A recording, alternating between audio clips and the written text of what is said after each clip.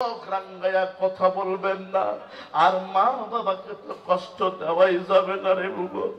এ যুবক, মা রে, বৃদ্ধ বাবা রে, কোন সময় ধমক দিও না। পৃথিবীতে তোমার যত বড়ই তুমি আল্লাহর ওলি হও না কেন, যত বড়ই তুমি মুফতি হও না কেন, যত বড়ই মুহাদ্দিস তুমি হও না কেন, যদি তোমার বৃদ্ধ বাবা তোমার উপরে কষ্ট পায়, তামাম পৃথিবীর শাইখুল হাদিস বেঁচে খেলো, তোমাকে আল্লাহ তাআলা তোমার দোয়া কবুল করবে না। বিশেষ হয় সহিহ আদাবুল মুফরাদ একটা কিতাব আছে, ইমাম বুখারী রাহমাতুল্লাহ আলাইহির লেখা। আপনারা তো শুধু জানেন যে শুধু বুখারী মনে হয় ইমাম বুখারী লিখছে, আরো তার লিখিত কি আছে, কিতাব আছে। প্রিয় ভাইরা, আপনারা আশ্চর্য হয়ে যাবেন, ইমাম বুখারী রাহমাতুল্লাহি আলাইহি বলেন, কে কে?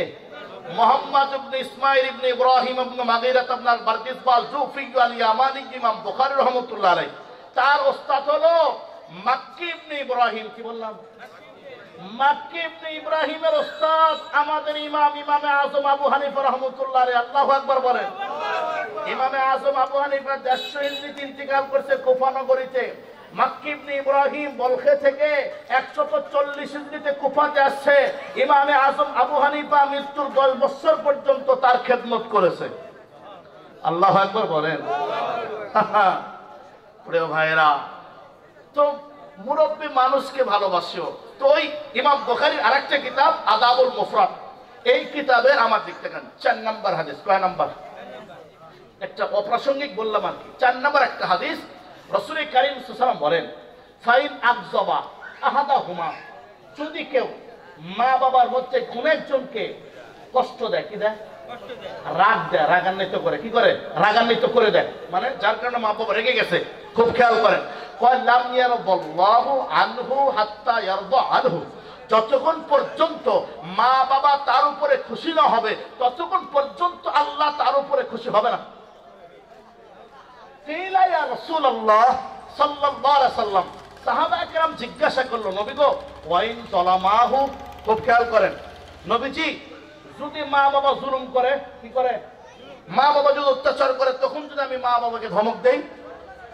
নবীজি সাহাবী আব্দুল্লাহ ইবনে আব্বাস বলেন, ওয়াইন যালামাহু, যদিও মা বাবা তোমাকে কষ্ট দেয়, কষ্ট সহ্য করে থাকতে হবে, এরপরও মা বাবার উপরে গুসসা হওয়া যাবে না। আল্লাহু আকবার বলেন। প্রিয় ভাইরা, এই জন্য আল্লাহর পয়গম্বর বলেন, 3 ধরনের মানুষকে ভালোবাসা, মানে কাকে ভালোবাসা? মুসলমান ভাইরা রে, সময় বেশি নিব না, আর অল্প কয়েকটা মিনিট কথা বলে মাহফিল থেকে বিদায় নিয়ে চলে যাব। আমার একটা লাস্টের একটা হাদিস আমি বলবো, দিলের কানটা লাগাই আপনারা শুনবেন। আল্লাহর পয়গম্বর বলেন, 2 নম্বর, যেই মানুষটারে ভালোবাসলে কারে ভালোবাসা হবে বলেন তো দেখি? আল্লাহর পয়গম্বর বলেন, ওয়াহামিলুল কুরআন গায়রাল গালিব ফীহি ওয়াল জাফি আনহু, আল্লাহর পয়গম্বর বলেন, কোরআন ওয়ালাকে মহব্বত করলে আল্লাহকে মহব্বত করা হয়। কোরআন ওয়ালাকে মহব্বত করলে কাকে ভালোবাসা হয় বলেন তো দেখি? এ মুসলমান ভাইরা রে, তার মানে মনে রাখবেন, কোরআনওয়ালাকে কষ্ট দেওয়া নেগেটিভ নিয়ে আসেন। কোরআনওয়ালাকে কষ্ট দেওয়া মানে আল্লাহকে কষ্ট দেওয়া, আর আল্লাহ যত কিছুর উপরে কষ্ট পাবে, শয়তান তত কিছুর উপরে খুশি হবে। তার মানে মুসলমান, তোমার আবার কথার কারণে, আচরণ ব্যবহারের কারণে যদি কোরআনওয়ালা কষ্ট পায়, আল্লাহ কষ্ট পাবে, শয়তান কি হবে? খুশি হবে। এই জন্য প্রিয় ভাইরা, আল্লাহর পয়গম্বর বলে, কোরআনওয়ালাকে ভালোবাসা মানে আল্লাহকে ভালোবাসা। যখন সুবহানাল্লাহ। 3 নম্বরে, ওয়াইকরামাতিস সুলতানিল মুকসিতি, 3 নম্বরে, ন্যায় ইনসাফগার কোন বাদশা যদি থাকে, জালেম বাস কোন বাদশা নয়, জুলুমবাজি কোন প্রধানমন্ত্রী নয়, ইনসাফগার বাদশা যেই বাদশা কোরআন সুন্নাহর আইনকে জমিনে কায়েম করে, যেই বাদশাহ কোরআনওয়ালাদেরকে মহব্বত করে, যেই বাদশাহ আল্লাহওয়ালাদেরকে ভালোবাসে, যেই প্রধানমন্ত্রী নবীর মাদ্রাসাকে মহব্বত করে, আর যেই বেটা যেই রাজা বাদশাহ আল্লাহর সংবিধানকে উপরে ফেলতে চাইবে, যারা এই জমিন থেকে কোরআনুল কারীমের আইনকে মুছে ফেলতে চাইবে, খোদার কসম করে বলি তারাই যুগে যুগে নমরুদ ফেরাউনের মতো, হামান সাদ্দাদের মতো বাইপাস আর মাইনাস হয়ে যাবে। কোরআনুল কারীম এবং কোরআনওয়ালারাই কিয়ামত পর্যন্ত জমিনে থেকে থাকবে।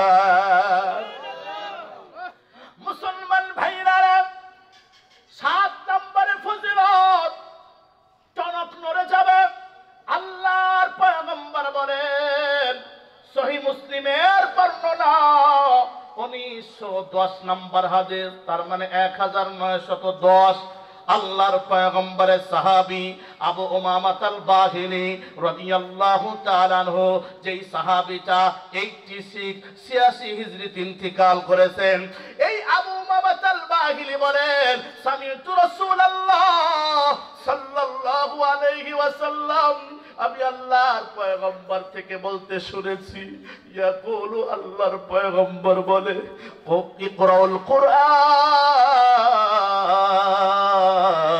ইউকালু ইকরাউল কুরআন, কঠিন মুসিবতের কালে ইয়াউমাল কিয়ামা, কঠিন মুসিবতের কালে আল্লাহর পয়গম্বর বলেন, ইকরাউল কুরআন, তোমরা কোরআনুল কারীম বেশি বেশি পড়ো। কেন কেন? ফাইন্নাহু ইয়াতি ইয়াউমাল কিয়ামাতে শাফিয়াল লিআসহাবিহি, কেন নাই কোরআন কঠিন কিয়ামতের আদালতে কোরআনওয়ালার জন্য সুপারিশ করার জন্য দাঁড়িয়ে থাকবে। যেরকম সুবহানাল্লাহ। কিসের জন্য? সুপারিশ করার জন্য কি থাকবে? দাঁড়িয়ে থাকবে। মুসলমান ভাইরা, খুব একটা হাদিস শুনে নেন, আল্লাহর পয়গম্বর কি পরিমাণ কোরআনওয়ালাকে মহব্বত করবে। এ মাদ্রাসার ছাত্র ভাইরা রে, কোন নাস্তিকের কথায় তুমি মন বেজার করবা না, কোন নাস্তিকের কথায় তুমি বেজার হইয়া মাদ্রাসা থেকে বাড়ি যাইবা না। কারণ আমি দেখেছি প্রিয় ভাইরা, আমি আমাকে প্রকাশ করার জন্য বলছি না, মাত্র 9 মাস 13 দিনে কোরআনুল কারীমের হিফজ শেষ করেছি।